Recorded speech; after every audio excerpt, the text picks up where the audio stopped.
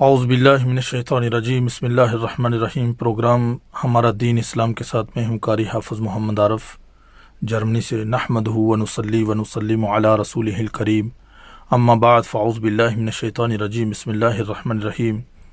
عن عبد اللہ رضی اللہ عنہ قال قال رسول اللہ صلی اللہ علیہ وسلم تعلموا القرآن وعلموه الناس وتعلموا العلم وعلموه الناس وتعلموا الفرائض وعلموها الناس فإني امرؤ مقبوض وإن العلم سيقبض حتى يختلف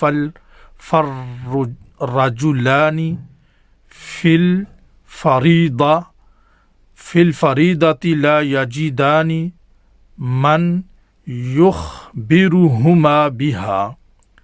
حضرت عبداللہ رضی اللہ عنہ فرماتے ہیں کہ رسول اللہ صلی اللہ علیہ وسلم نے ارشاد فرمایا، قرآن سیکھو اور لوگوں کو سکھاؤ، علم سیکھو اور لوگوں کو سکھاؤ، فرض احکام سیکھو اور لوگوں کو سکھاؤ، کیونکہ میں دنیا سے اٹھا لیا جاؤں گا اور علم بھی عن قریب اٹھا لیا جائے گا، یہاں تک کہ دو شخص ایک فرض حکم کے بارے میں اختلاف کریں گے۔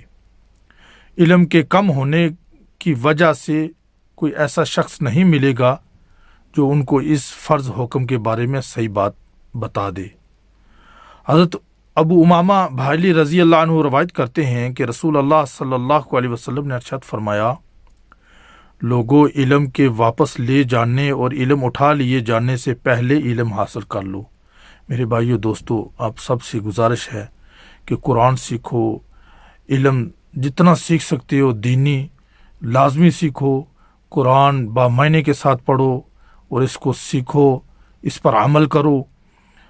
کیا پتہ کب اللہ کے نبی صلی اللہ علیہ وسلم نے جو بات بتائی ہے وہ پوری ہو جائے، علم بھی اٹھا لیا جائے گا، پھر کوئی آپ کو بتانے والا نہیں ہوگا۔